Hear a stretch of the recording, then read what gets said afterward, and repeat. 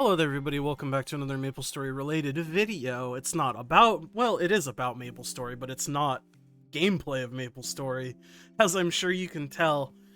And if you're new here, this is, what did we go with? It's Maple Monday Musings? Is that what we're going with? The alliteration? I'm still on the fucking sickness cooldown. I still don't feel 100%, but we are a lot better than we were last week and the week before, that's for fucking sure. This is where we just go over the subreddit, MapleStory subreddit, over the last week, see what's been happening, and, I mean, I don't know. I haven't pre-looked, so I guess we'll just have to see. Oh yeah, Limbo is the thing that happened this week, and then obviously Shining Starforce. I'm gonna open that even though it's meme tagged, just because, yeah. I typically try to avoid clicking on meme tag stuff, just because, you know, I want to discuss some things. But the first thing that happened this week is the first heroic Hard Limbo clear, which is... You have one camp of people that are like, this is crazy that it happened. People were like, oh, it'll never happen.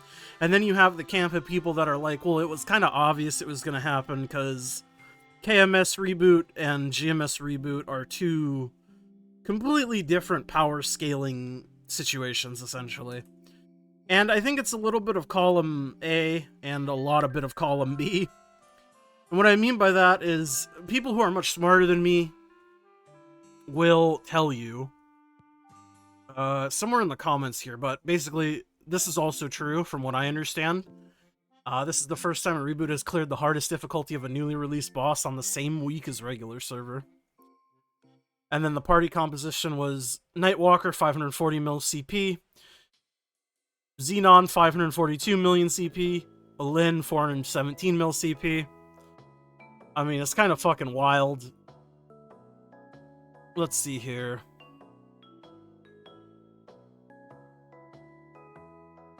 Where are the people who are smarter than me that break down why this was possible? Ba-da, ba-da, ba-da. Ba-da-ba-da-ba.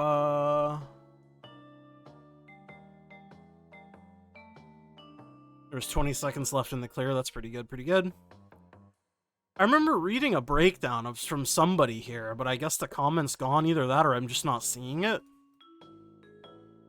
But basically, the only reason this is possible, a lot of people are speculating, is simply because Lin is actually broken.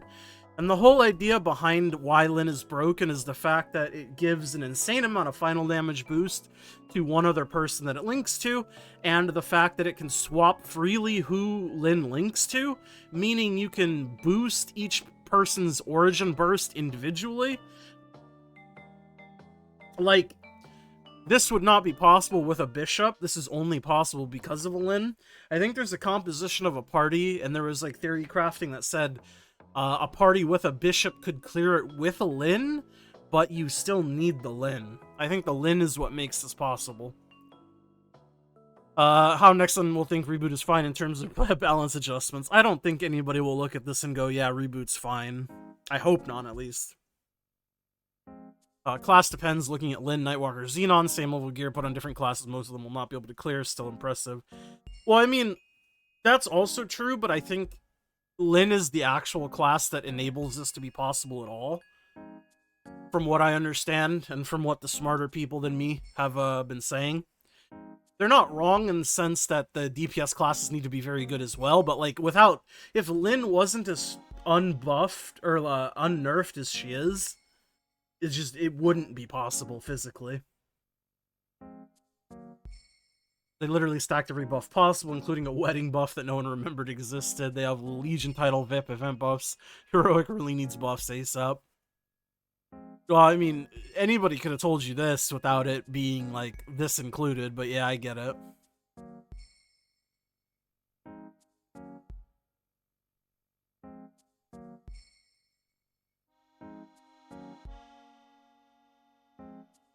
Current meta, only Nightwalker, Xenon, Mercedes are possible if they keep delaying Lin nerf.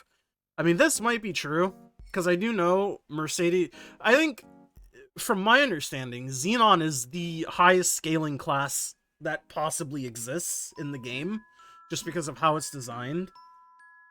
Mercedes just happens to be really good right now, as obviously Nightwalker is really good as well. And Nightwalker scales better in GMS because of attack speed 0 or attack speed 10, depending on what you want to call it. And Lyn is just what makes this possible, though. But those are the DPM classes that people say you need. Though it's hard to specify. Because there was a secondary party that cleared this. Is there another one here? I don't remember. Did I open it? Is it even in here? Yeah, here. Congratulations, Kronos, on 2 Hard Limbo clears. Is this gonna show the comp? No.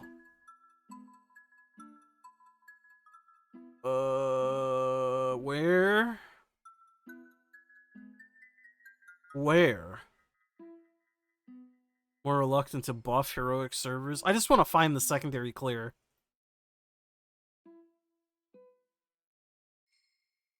Am I crazy? This is why I guess I should pre-jack it, but I like it being authentic, you know what I mean? Second Kronos party has cleared Limbo. Yeah, Demon Slayer, Bishop, Lyn. See, this is what I thought. I thought the other party had the Bishop, and I also thought it had a Demon Slayer. 40 seconds left, could have been faster, etc. But, oh, second Kronos party is at Limbo. Is this the thread that has the breakdown? No. But Demon Slayer did clear it, Bishop did clear it, but again, Lyn is, like, required. And these are, like, the 2 parties that could reasonably do it, basically, so. It is what it is. Your opinions can be your opinions, but at the end of the day, I think Reboot still needs another realistic way to power scale, because this is not enough. And I don't think that's a controversial take to have. Can't wait for next shiny, yippee. Shining Starforce was not good for me either. You guys will see it in the video upcoming at some point here. But I'll give you a quick summary. I tried to 22 star my arcane gloves because I had 5 dupes on my Nightwalker. All 5 of those dupes blew up. It took quite a bit of metal to blow them up. And then it took me having to buy 2 separate pairs of gloves to get 21 star gloves back.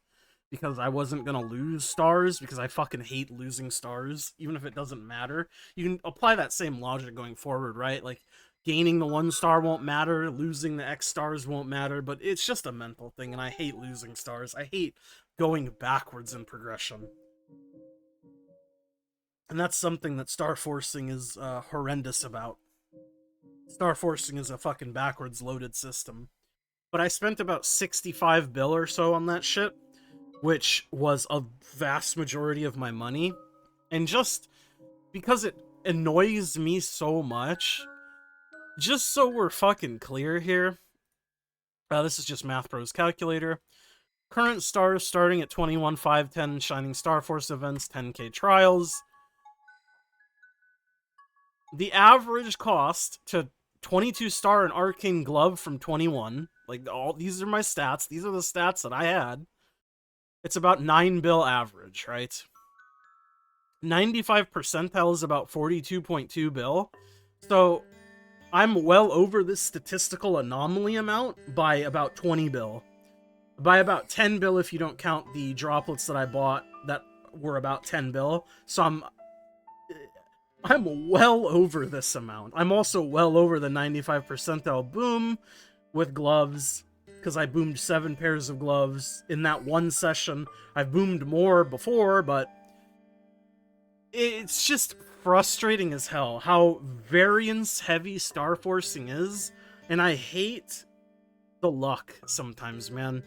Because for me in this game, my luck either seems to be I'm incredibly way below variance and like way below average, and I'm incredibly lucky, or I'm like a statistical fucking anomaly that you would fucking post about on Reddit and be like, nah, you're bullshitting, bro, it didn't happen. It fucking did happen. And this was on my arcane gloves only. My mule Starforcing did not go much better, which is also why I'm even more frustrated. Because I had dreams of getting my Dawn Warrior and Thunderbreaker at least to like decent 21 star CRA. Abso Spotter starred. I didn't even get to finish my Thunderbreaker, bro. It took me fucking 15 bill to star my Thunderbreaker CRA top to 21 stars. That's, again, I'll do this again, just because it made me mad.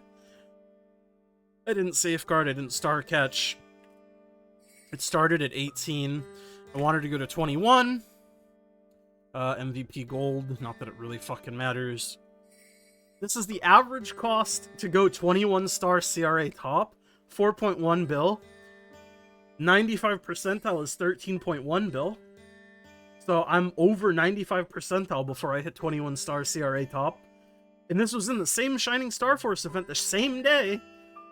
This is what I mean. It's just, the variance on Starforcing fucking sucks, man. It sucks so goddamn badly. It's just frustrating. That is all to say, I completely agree with this. Starforcing is one of the worst, most dated aspects of this game. It's infuriating to know you can spend an unthinkable amount of time and money only to end up with no progress, or even be worse off than before. Hate it, lol. It is miserable, and I agree. I could not agree any more than I do. A visual guide to mini races in MapleStory. I just saw this a while ago, and I thought it was pretty cool. Just a fucking picture book of the races and what they are. I thought it was neat. I figured I'd show it. Imagine getting falsely banned and your compensation is 30k honor XP in 75 minutes at 3 times. Oh yeah, this is a continuation from last week when the Kanas were getting banned. The compensation was this odd amount of 15-minute coupons. That's funny. I hate 15-minute coupons though. They are very annoying. This only took me 53 weeks to get. Can't wait to tap my next one, Christmas 2025. I mean, pitched is pitched. That's why I just...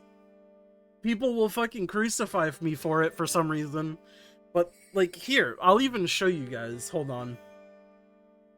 So I pulled it up here. People will crucify me for this, and they'll say I'm spreading misinformation when I say pitched set effect, or pitched items are better than the 22-star alternatives at 21. They just are, right? These are people who are much smarter than me, doing math on shit. This is a couple of years ago, but this is the image that I always like to look at, because this is the guy. This guy actually made a full spreadsheet. I don't have the spreadsheet on hand, but basically he calculated the set effect stat equivalence of 3 set pitched versus 2 set dawn. You can see here, dawn 2 set, pitch 2, 3 set, 4 set bonuses included. Assuming transpose tattoo and monocle at 104 stat, flames or pitch are the same, etc. So this is all the stats. Didn't bother doing this with Sweetwater Pendant. You wouldn't use that shit anyways, blah, blah, blah, blah. Basically, 21 star pitched a face eye beats the dawn set at 22 at the 22 transposed monocle by about 75 stat equivalent. And most people aren't going to have transposed Sweetwater shit to begin with. So this is like the best alternative versus a 21 star pitched, right? It's not like a jerk off comparison. And it's like 20 star almost beats it too. So I don't know. Like I said, I don't care if you guys 22 star or trace or whatever. I just dislike it when people say I'm spreading misinformation when I say 21 star alternative pitched is better than the 22 stars, like Sweetwater or Dawn gear, because it is better. It's just numbers, man. You can do it yourself if you don't want to trust other people. It's just crazy to me. And then this only gets better if you factor in things like 4 set pitched, which give 5 crit damage and shit like that. It's just, I don't know. I don't get it. It's something that I will never understand, the whole 22 star or trace mentality. Like, I get it, it's a culture thing, but it can be a culture thing while also being like the mathematically incorrect thing to do, right? That is to say, I do hope pitched changes, because this shit sucks.